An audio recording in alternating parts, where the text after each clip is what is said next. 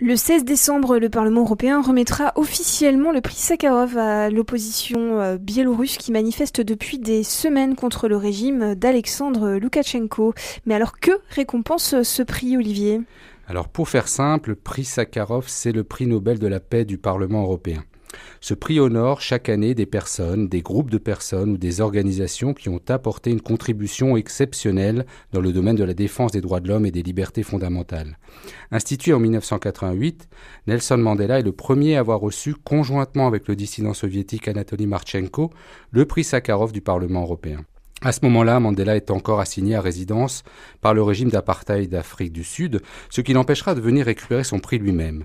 C'est son petit-fils, alors âgé de 14 ans, qui viendra à Strasbourg recevoir le prix au nom de son grand-père. Alors pourquoi ce nom Sakharov ? Alors ce prix a été baptisé du nom du physicien Andreï Sakharov. Co-inventeur de la bombe hydrogène soviétique, il prend conscience du danger de la course aux armements nucléaires. Considéré en URSS comme un dissident, il crée dans les années 70 un comité pour la défense des droits de l'homme et la défense des victimes de procès politiques.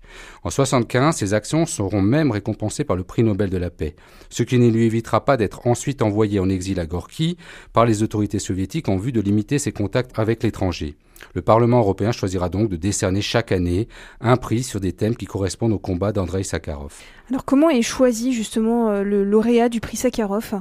Alors chaque année, les groupes politiques du Parlement européen, ou un minimum de 40 députés, peuvent désigner des candidats. Sur la base de ces candidatures, les commissions parlementaires des affaires étrangères et du développement choisissent lors d'une réunion commune 3 nominés. Cette année, les 3 finalistes retenus étaient donc l'opposition démocratique en Biélorussie, les militants écologistes au Honduras et l'archevêque de Mossoul.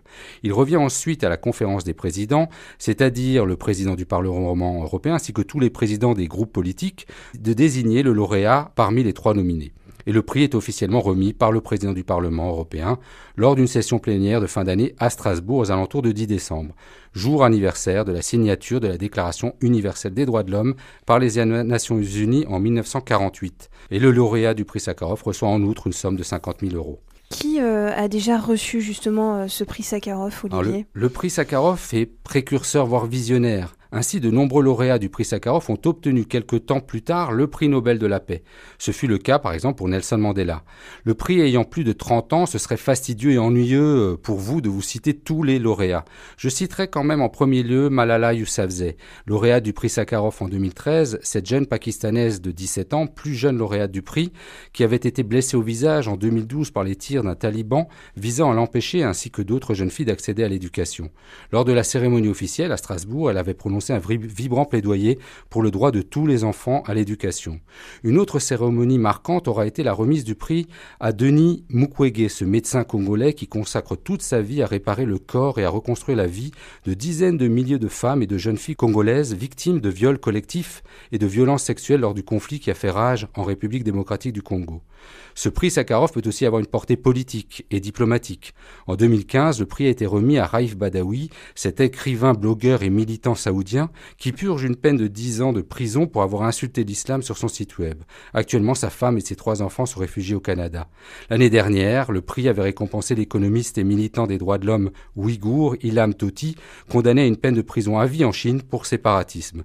Et donc, cette année, le prix est décerné à l'opposition démocratique au président Alexandre Loukachenko en Biélorussie, mouvement porté en particulier par des femmes, et notamment par sa figure de proue Svetlana Tsikhanouskaya, réfugiée aujourd'hui en Lituanie. Des manifestations ont encore lieu chaque semaine depuis le scrutin violemment réprimé par le régime.